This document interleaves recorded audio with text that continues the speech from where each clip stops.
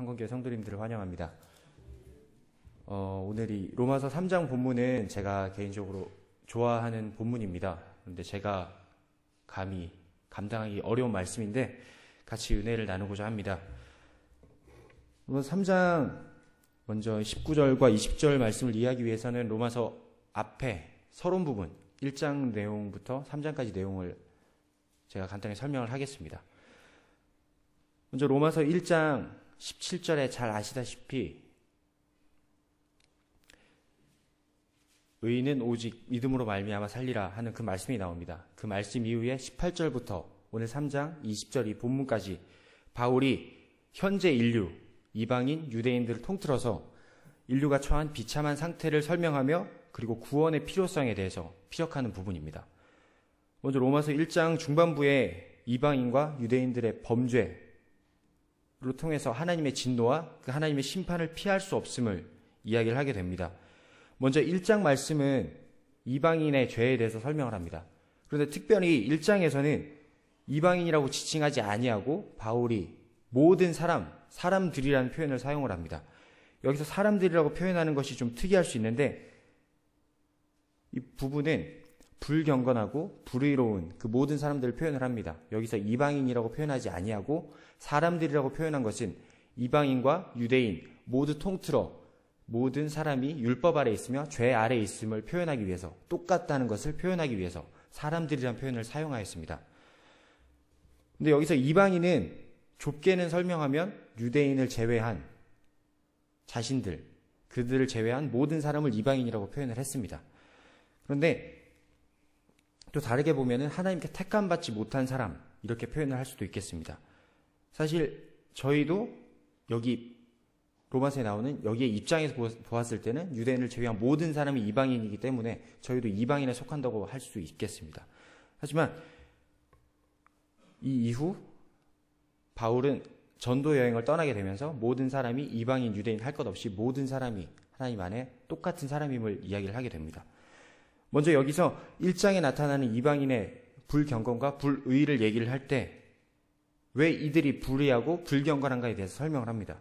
무엇 때문에 하나님의 공의로운 심판을 이방인들이 벗어날 수 없는가? 이것은 사실 유대인들은 그들 모두 자신이 하나님께서 주신 율법을 가지고 있기 때문에 율법을 지키지 않았다. 그런 자들은 하나님의 심판을 피할 수 없다. 이렇게 얘기를 하게 됩니다. 그들 자신을 그렇게 이야기를 하지만 이방인들은 율법이 없는데 그럼 왜 하나님의 심판을 피할 수 없는가? 하나님께서 불공평하지 않으신가? 이것에 대해서 바울은 설명을 합니다. 1장 20절 말씀을 보면 하나님께서는 모든 피조물에게 그분의 영원하신 능력과 신성을 보이셨으므로 누구도 하나님을 모른다고 부정하지 못한다라고 얘기를 합니다. 창조물 안에 이미 하나님의 형상과 하나님의 그 의로우심과 하나님의 선하심이 담겨 있다라고 얘기를 합니다. 그렇기 때문에 모든 피조물, 예를 들어 해와 달과 별, 그리고 이 세상을 보는 것처럼 이 모든 것 가운데 하나님이 담겨 있다. 그러므로 어떤 이방인도 하나님의 형상을 모른다, 하나님을 알지 못한다라고 말하지 못함을 바울은 얘기를 합니다. 즉 이방인들에게도 유대인처럼 보여지는 율법이 없다 할지라도 하나님을 결코 부정할 수 없음을 이야기를 하게 됩니다. 이어서 2장과 3장 초반부, 오늘 본문 전 부분까지는 유대인들에 대한 심판을 얘기를 하게 됩니다. 유대인들은 당시 자신들이 하나님께 택함받은 이스라엘 백성의 자손이며 자신들이 받은 율법, 그리고 자신들이 율법을 통해 행한 할례를 통해서 자신들의 하나님의 심판은 이방인들의 것이며 자신들에게 속하지 않았다고 생각을 하게 됩니다. 하지만 이러한 점을 들어서 바울은 비판을 하게 됩니다. 이방인들도 똑같이 복음을 이렇게 거부할 수 없다. 그러나 유대인들은 복음을 받았다. 그런데 왜 지키지 않느냐?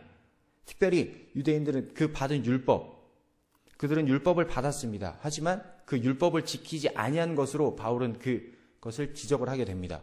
그리고 도덕적으로도 이방인들보다 우월하다고 생각하는 유대인들, 그들의 생각과 그들의 자세를 비판을 하게 됩니다. 율법을 가진 것이 하나님께 구원을 받은 것이 아니라 그것을 행하지 아니하면 구원을 받지 못한다. 이렇게 생각을 하고 있는 것 자체도 비판을 하게 됩니다. 이것은 유대인들은 제가 지난번 수예배 때 썼던 본문처럼 이스라엘 백성들은 바벨론의 치하에 있었던 적이 있습니다. 그것을 들어서 하나님께서 과거부터 보여주신 자비와 인내하심을, 그것을 회개의 기회가 아니라 그들은 그때 회개하지 아니하고 더욱더 하나님 앞에 범죄하게 되고 하나님 앞에 죄를 짓게 됩니다. 그것을 통해 하나님의 심판이 쌓아지며 하나님의 진노가 더욱더 쌓아지는 결과를 낳습니다. 그래서 오히려 하나님의 심판을 피할 수 없는 그들 스스로가 되게 됩니다. 율법은 소유가 아니라 그들의 행함 가운데 나타난다고 바울은 얘기를 하게 됩니다. 그렇다면 한 가지 의문점이 생깁니다. 유대인들은 하나님께 율법을 받았고 할례라는 것을 행하게 됩니다. 그래서 그것을 지키지 아니했기 때문에 하나님의 심판을 피할 수 없다라고 얘기할 수 있지만, 그렇다면 이방인들은 왜 하나님의 그 공의로운 심판을 피할 수 없는가? 앞에서 말한 것으로는 부족하지 않나? 이런 의문점이 생길 수 있습니다. 하지만 로마서 2장 14절과 15절 본문에 보면 왜 그들이 피할 수 없는가 하는 본문이 나오게 됩니다. 제가 봉독하겠습니다. 율법 없는 이방인이 본성으로 율법의 일을 행할 때에는 이 사람은 율법이 없어도 자기가 자기에게 율법이 되나니, 이런 이들은 그 양심이 증거가 되어 그 생각들이 서로 혹은 고발하며 혹은 변명하여 그 마음에 새긴 율법의 행위를 나타내느니라. 아멘. 14절 말씀에 보면 본성으로라는 단어가 나옵니다. 이 단어는 영어로는 nature 또는 원어 헬라어에는 피시스라는 단어로 나오게 됩니다. 이 뜻은 자연적인 조건, 자연적인 기질 또는 자연적인 규칙, 자연의 규칙적인 질서라는 뜻을 가지고 있습니다. 즉, 이 피시스라는 단어를 저희가 이해하기 쉽도록 설명을 하자면 순리적인 본성, 즉 인간이 가지고 있는 도덕성 또는 양심이 되겠습니다. 그렇기 때문에 이방인들에게는 율법이 없더라 하더라도 자신들이 가진 그 양심이 그 자신의 율법이 되어지는 것입니다. 즉 각각이 자신의 율법을 가지고 있다 함이 되는 것입니다. 그리고 15절에 양심의 증거라는 단어가 나옵니다. 이것 또한 하나님의 구약 성경을 모르는 모든 이방인에게 양심이 하나님의 율법 아래 있음을 증명하게 되는 것입니다. 즉 이것을 통해 유대인, 이방인들 모든 인류가 율법 아래 있음을 보여주는 본문입니다. 그리고 3장 19절 말씀에 율법 아래 있는 자들이 나옵니다. 여기 율법 아래 있는 자들, 그리고 이는 모든 입을 막고, 이 본문을 반증해주는 그런 말씀이 되겠습니다. 바울이 여기서 강조하는 것은 인간의 범죄와 그 범죄에 대한 하나님의 공의로운 심판, 이 심판에 있어서 인간은 어떤 것으로도 변명할 수 없음을 증명을 하게 됩니다. 유대인과 이방인 각자 다른 방법이지만 그 누구도 하나님 앞에 그 심판이 공의롭지 못하다라고 변명할 수 없음을 바울은 얘기를 합니다. 여기서 정리를 해보면 이방인 또한 그들의 마음에 심어진 법, 양심을 지키면 율법을 지킨 유대인과 같은 동등한 위치에 있을 수 있다고 얘기를 합니다. 그 이유는 유대인 또한 율법이 있지만 지키지 아니하였고 이방인 또한 율법의 소유가 아니라 그것을 지키는 행함의 중요함을 두기 때문입니다.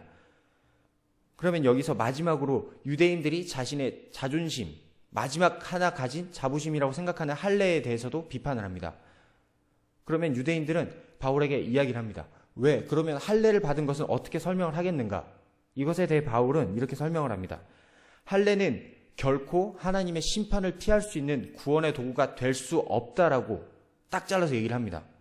그것은 율법을 지키지 않은 할례는 무할례와 같다고 얘기를 하게 되는 것입니다.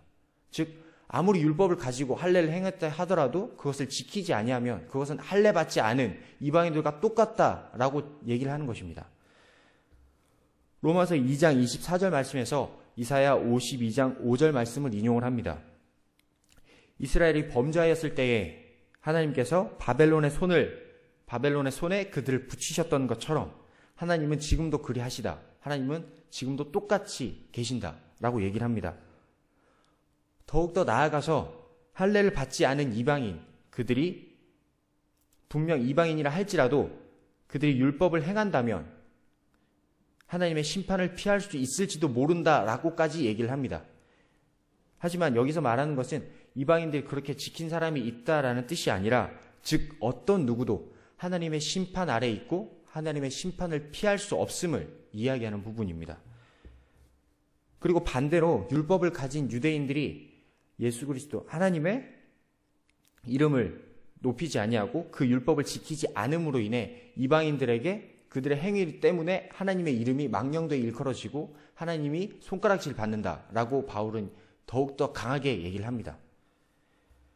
여기서 말하는 것은 표면적인 유대인이 참 유대인이 아니라, 그리고 할례를 받은 유대인들이 아니라 마음으로 할례를 받고 정말 그 율법을 실천하는 사람이 하나님께서 주신 할례를 받은 사람이며, 또한 그 인간에게 보여지는 할례를 통한 것이 인간에게 인정받는 의가 아니라 오직 하나님만이 인정해 주시고 하나님께 인정받는 그 할례만이 오직 하나님께서 인정하시는 할례다, 하나님의 의를 지킨 자다라고 얘기를 합니다.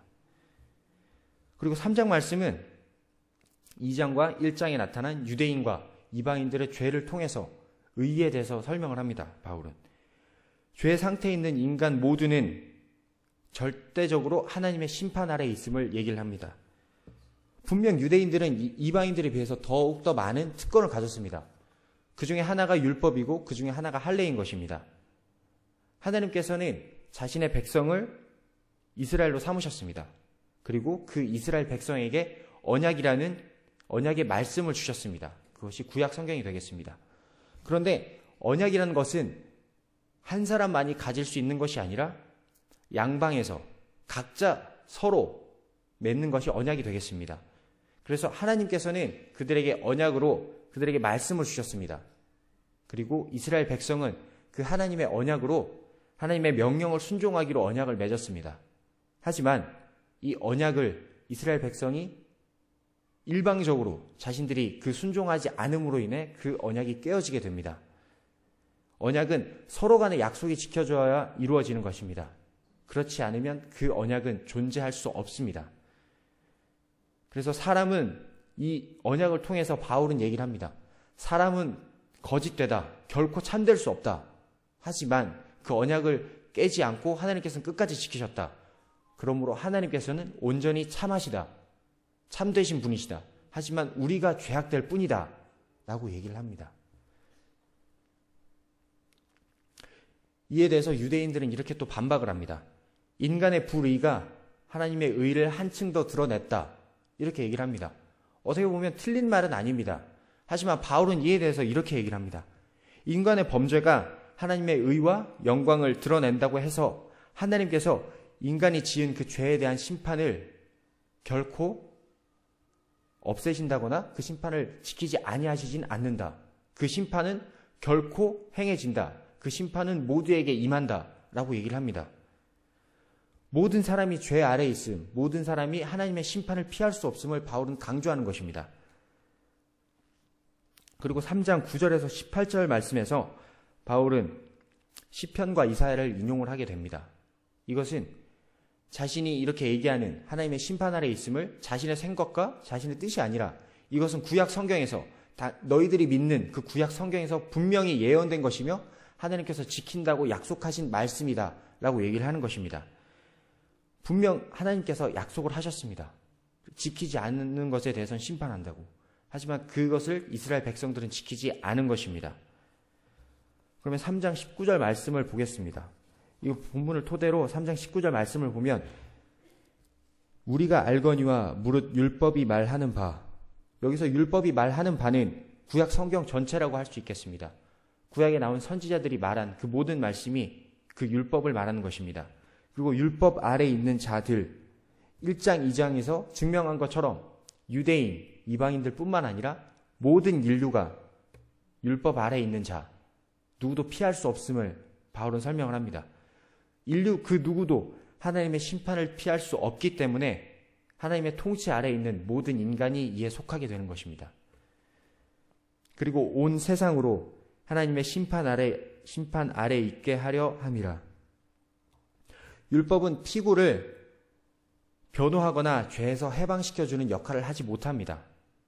다만 그 죄를 죄되게 하고 심판대 앞으로 그 사람을 기소하게 하는 역할을 할 뿐입니다. 그리고 그 대상은 헬라인, 유대인, 이방인, 로마인, 그 모든 인류가 되는 것입니다. 하나님의 심판 아래에 있으면서도 스스로 심판의 형벌을 해결할 수 없는 전적으로 무능력한 상태에 있는 인간을 얘기하는 것입니다. 이것을 통해 율법 아래에 있는 모든 인류는 무능력자임을 다시 한번 보여주는 것입니다. 그리고 20절 말씀에 율법의 행위로, 이것은 할례와 같은 의식을 행하는 것을 이야기를 합니다. 율법을 수행하며 복종하는 것을 이야기를 합니다. 그리고 그의 앞에 의롭다 하심을 얻을 육체가 없나니, 이 말씀은 3장 10절에 나오는 의인은 없나니 하나도 없으며, 즉 바울이 강조하는 부분입니다. 의인은 없고 아무도 의롭다 함을 받을 사람이 없다. 어떤 육체도 하나님 앞에 의롭다라고 당당하게 나설 자가 없다라는 것을 강조하는 것입니다. 그리고 율법으로는 죄를 깨달음이니라. 이것이 오늘 본문 말씀의 주요 내용이라고 할 수 있겠습니다. 율법의 기능, 즉 율법이 인간에게 죄를 깨닫게 하는 것이고, 인간은 율법 앞에서 자신의 죄를 깨닫고 그 깨달음을 통해서 하나님 앞에 나아가 하나님의 의를 구하고 하나님의 의의 옷을 입음으로써 결코 율법은 구원의 도구가 되지 못함을 알기를 바라는 것입니다. 여기서 나온 문제들처럼 유대인이나 이방인들은 모두 하나님의 심판을 피할 수 없고 죄의 권세 아래에 있습니다. 그리고 하나님의 율법을 지키지 못합니다. 그러면 여기서 잘못 생각해보면 사도 바울은 율법 폐기론자가 아닌가, 이런 궁금증을 불러일으키게 됩니다. 그리고 같은 유대인들도 그렇게 생각을 합니다. 하지만 사도 바울은 로마서 서론에서 여기 본문에 이르기까지 전 인류는 죄 아래, 심판 아래 있다고 얘기를 합니다. 이것은 율법의 행위 자체가 반대하고 있는 것이 아니라 율법을 소유하고도 행하지 아니하는 것에 대해서 지적을 하는 것입니다. 누구보다도 율법의 준수를 강조하였습니다. 바울이 강조하는 것은 구원의 도구로 믿는 율법을 완벽하게 지킴으로 우리가 구원을 얻을 수 있다라고 생각하는 유대인들의 생각을 비판하는 것입니다. 율법은 죄를 깨닫는 것을 깨닫게 되는, 자신이 얼마나 부족하고 연약하고 악한 자인가를 깨닫게 하는 도구에 불과한 것입니다. 죄 안에 있는 인간이 이 율법을 지킨다는 것은 도저히 불가능한 일입니다. 로마서 8장 3절 4절 말씀에서도 율법이 육신으로 말미암아 연약하여 할 수 없는 그것을 하나님은 하시나니 곧 죄로 말미암아 자기 아들을 죄 있는 육신의 모양으로 보내어 육신의 죄를 정하사 육신을 따르지 않고 그 영을 따라 행하는 우리에게 율법의 요구가 이루어지게 하려 하심이니라. 아멘. 이 말씀처럼 율법은 처음부터 복음과는 다른 기능을 가지고 있었음을 알 수 있겠습니다. 즉 의롭다함과 구원을 받는 것은 처음부터 오직 예수 그리스도를 통한 길밖에 없었음을 바울은 얘기하는 것입니다. 어떤 것도 구원을 얻게 할 수 없습니다. 오직 예수 그리스도를 믿는 그 믿음 하나만이 의롭다 칭함을 받을 수 있고 하나님께 갈 수 있는 구원의 길임을 바울은 얘기하는 것입니다. 본문 이후 로마서에서는 하나님으로부터 의롭다함을 받는 길에 대해서 설명을 하게 됩니다.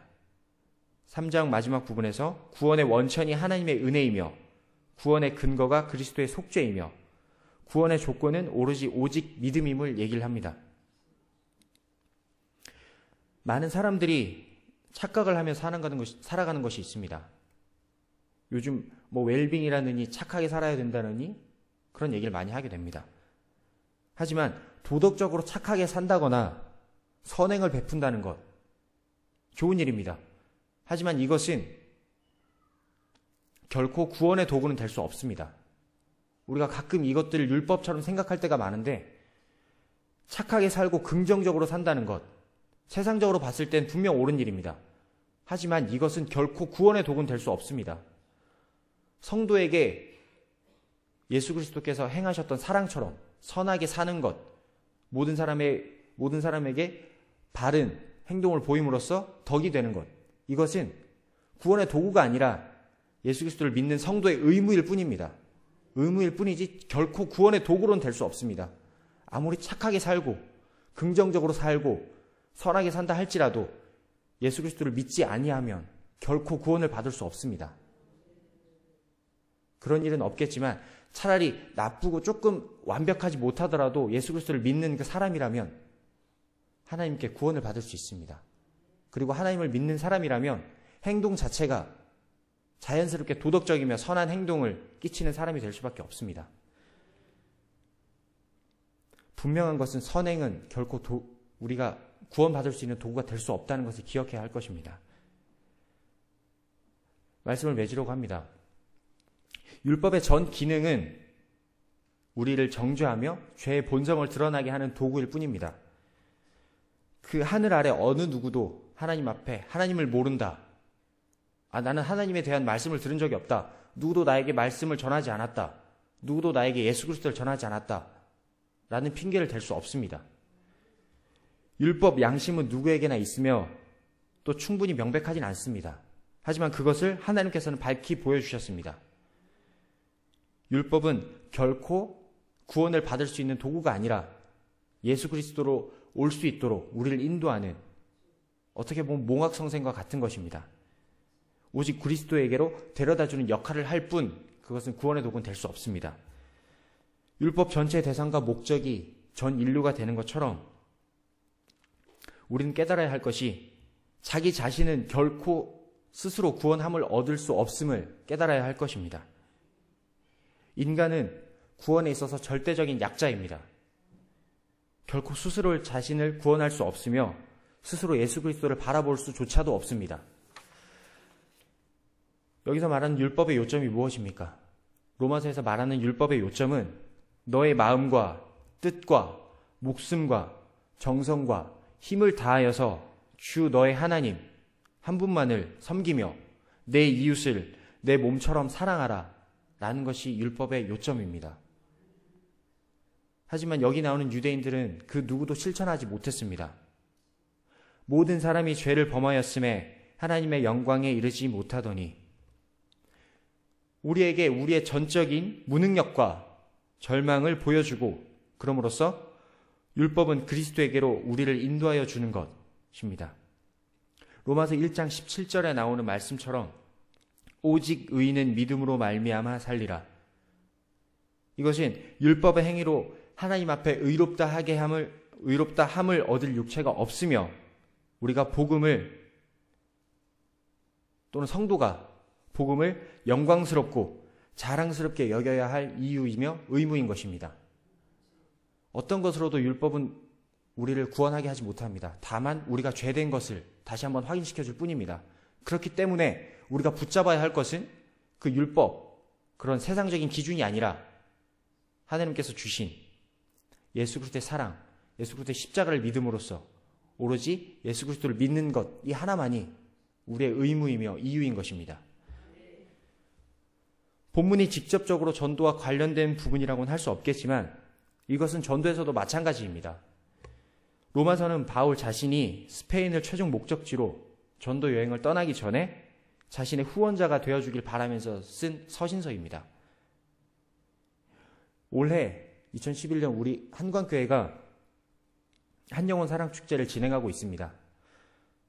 보광동, 한남동 이 주위에 사는 그리고 이 한광교회 주위에 살고 있는 모든 사람들이 하나님을 알지 못하는 사람들이 여기에 이방인과 같다고 할 수 있겠습니다. 이들은 복음에 있어서 이방인입니다. 다른 이방인이 아니라. 사실 우리도 한때 이방인 되었던 그런 자들입니다. 하지만 하나님의 은혜로 이 자리에 앉아있고 하나님을 바라볼 수 있는 은혜를 받은 자들입니다. 그 영혼들은 스스로 하나님을 알 수 없습니다. 우리가 한때 이방인 되었지만 우리는 이제 하나님을 안 사람으로서 예수 그리스도의 십자가를 믿는 사람으로서 지금 이방인 되어 있는 그들에게 우리가 복음을 전해야 될 이유인 것입니다. 그들 스스로 하나님을 바라볼 수 없지만 우리가 먼저 받았기 때문에 우리가 하나님의 사랑을 받고 예수 그리스도의 사랑을 십자가를 믿기 때문에 우리가 그 믿은 이 복음, 율법이 아니라 이 복음 하나만으로도 그들이 구원을 받을 수 있음을 우리가 그들에게 전해야 될 이유이며 의무가 되는 것입니다. 구원을 받는 유일한 방법은 예수 그리스도를 나의 구주로 삼고 믿는 것입니다. 그리고 이 복음이 우리가 알지 못하고 또 하나님을 알지 못하는 그들에게 전해 주어야 될 우리의 평생의 의무이자 예수 그리스도께서 우리에게 십자가에 달리신 그 이유인 것입니다. 이 복음이 저와 우리 성도님들이 이 땅에서 살아 숨쉬는 동안에 세상 앞에서 당당하게 딱 하나만 자랑할 수 있는 자랑거리가 되었으면 좋겠습니다. 같이 기도하겠습니다.